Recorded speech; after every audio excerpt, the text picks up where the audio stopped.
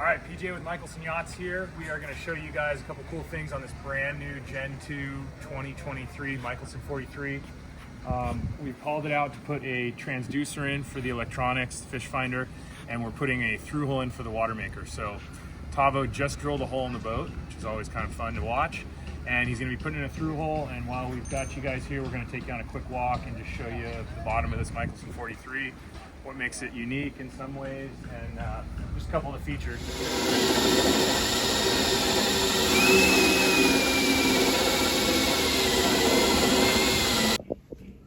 Listo.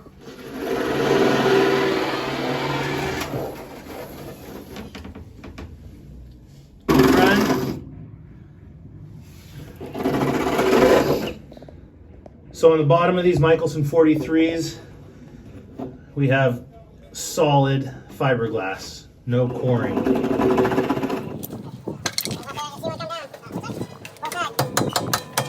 So Tavo roughed up the area around the hole so that the 50, well, what are you using? Is it 5200? Yeah, 5200. So it'll adhere really well, make a good seal. Scooping up the through hole. All right, so Jaime's putting it on, inserting shaft into the hole in the hole, and we'll run up.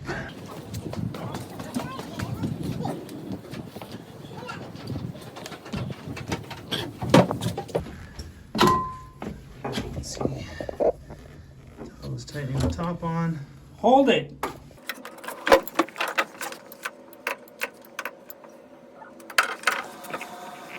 Tavo's arm is like a human torque wrench. He knows exactly how much pressure to put. All right, Tavo, can you tell us what you're doing? I want to apply some Permatex on the threads for the water valve. Okay. Permatex is like glue? It's like glue. We don't want to use any more the Teflon tape. Okay. This one is waterproof also, and Got it. Creates a waterproof seal? yeah, I use it for the last 10 years, so it's Okay. my favorite thing Okay. to use it. So now he's screwing the actual valve onto the through hole. Got Permatex on the thread, so it'll be waterproof. And you can see the 5200 kind of squeezed out, so that's good. You want that. Okay, guys, just hold it.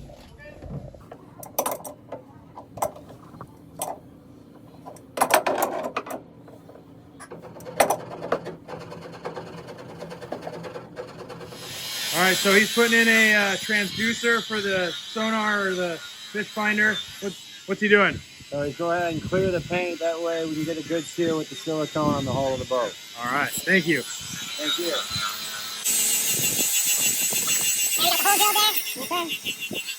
And here's what it looks like on the bottom.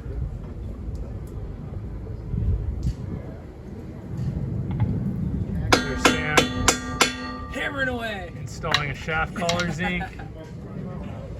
Look how cool, guys. So come over here really quick. Let me show you something. So a lot of times what'll happen on these shafts if you don't tighten them down enough is they'll slide back. So as they slide back, you'll see this score right here. So that's actually where the zinc has been hitting and rubbing down into the strap, but it's okay because the zinc is a very, very soft metal. It's designed to deteriorate really quick, where this is steel, so this ain't going nowhere. They call it sacrificial. So this metal, which is lower on the periodic table, less noble than our aqua alloy stainless steel I had shafts. no idea you were an A+ student in chemistry, dude. That's awesome. A++. What's the #1 thing on the periodic table? Adamantium. Unobtainium. I don't think so. I have James, no what is idea. it? No clue. I have a feeling someone knows. All right, what is it? I have no idea. I think it's hydrogen, maybe? Carbon. Carbon?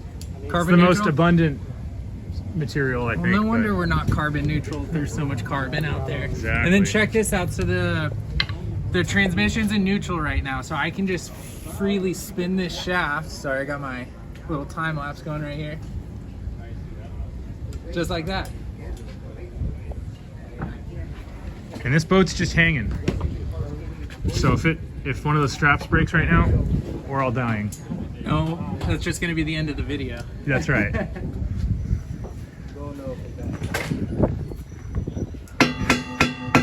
You just give it little bumps just to make sure this thing's on. It's not gonna slide back down.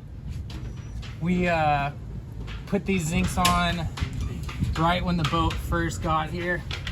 So it's always kind of hard to do it on the freighter. All right, looking good.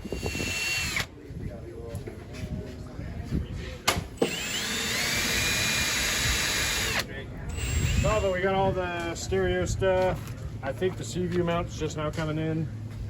And something else. Oh, and the FLIR cables are too. So I know you're busy with other shit now. But Ed, what's your company PJ. called? Shelter Island Marine Electronics. All right. Hit us up. Show them You, the back. you need end. electronics? Show 'em the back. Call Ed. He's awesome. There's his number. All right. Thank you, sir. Thank you, sir. I'm sure PJ's gone over this in previous videos. All these brackets on the inside are all bonded to this sacrificial anoid right here. So we'll talk about the bonding system, but if there's any kind of electrolysis in the water, that can cause a lot of issues for anything metal underneath the water. So we bond everything in the entire boat, all the way from the bow thruster, all the way up forward in the bow, all the way to the swim step brackets right here. Gets bonded to this 13-inch Driver's dream. Diver's Dream, baby.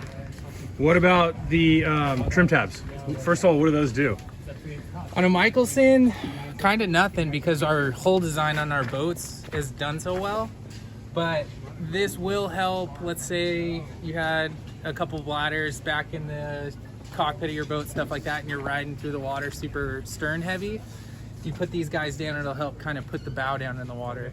And a lot of thing that people don't realize, which I'm starting to learn a little bit, but if you see a boat going through the bay, even if it's going fast and it looks like it's at a 35 or a 45 degree angle going through the water, it's a lot faster if you can get that bow down. It's called hull speed, and you guys can check out videos on it that I'm sure explain it better than I do.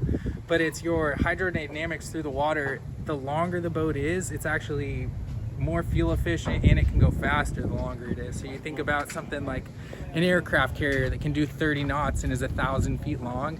That is your hull speed right there. So a lot of times you'll see on these sport fishers blowing by like this, it's a lot better to have your boat horizontal going through the water. Because an aircraft carrier at 30 knots isn't really planing. It just has a higher hull speed, so it can do 30 knots without getting up on step and Correct. water. The other thing is, how often are conditions permitting for you to do 30 knots through 4-foot chop on a 40-foot boat? And the cool thing about our hulls is, because they're semi-displacement, back here you still have a deep V, where on a lot of other sport fishers it's flat back here. So you can imagine going through the water and having that V being able to cut through versus having a really flat bottom because you're designed to go faster.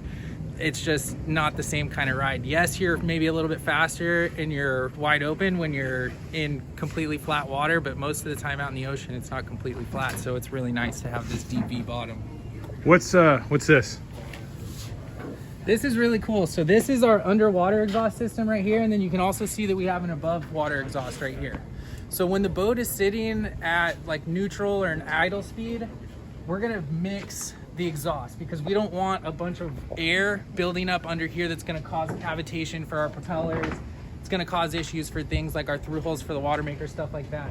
So Mikelson does a really cool split exhaust system. So sometimes it'll be coming through here at slow speeds, and then at fast speed when you're blowing doors, it's going to put it all underwater, just like the ski boats do. I don't know if you've seen like Mastercraft or Aeronautique, they have those risers that'll go down into the water, and it'll push all the exhaust back underneath, so it's behind the person that's wakeboarding behind the boat. This is the same exact kind of theory. This eliminates any kind of station wagon effect that you're going to get on a lot of other sport fishers, which is really, really cool. So when you're in the cockpit, it doesn't smell. You don't get a lot of diesel fumes or anything. The other thing, or other reason why this is really cool, if you come back here,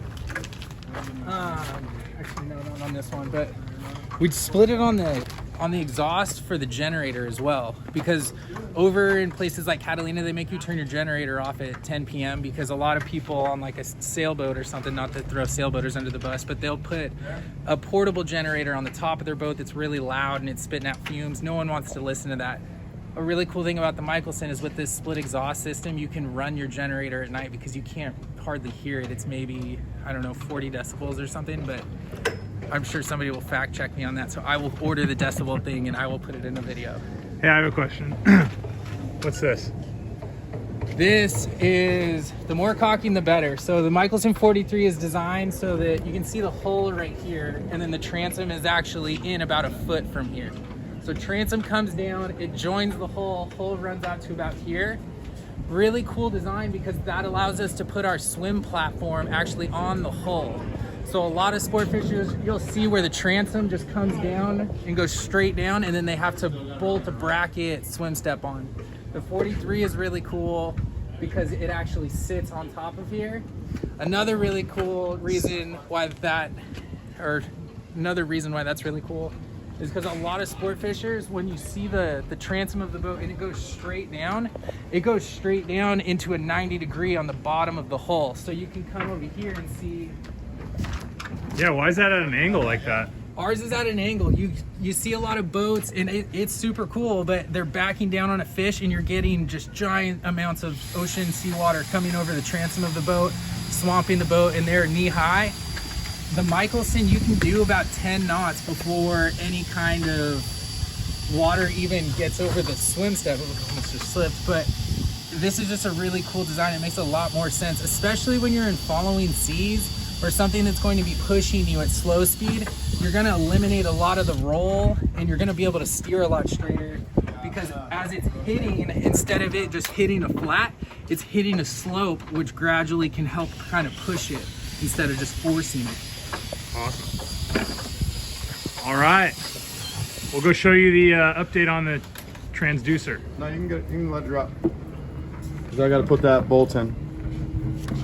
Can you give me a quick what you're doing? We just drilled the rotator bolt hole, so now we're getting ready to silicone it and set it in there.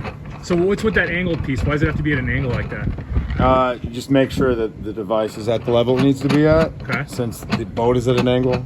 So if you were to install that at the same angle as a hole, it would shoot sideways, not straight down? Yes, it'd be Okay. a different read. Got it. Okay. All right, you can drop her.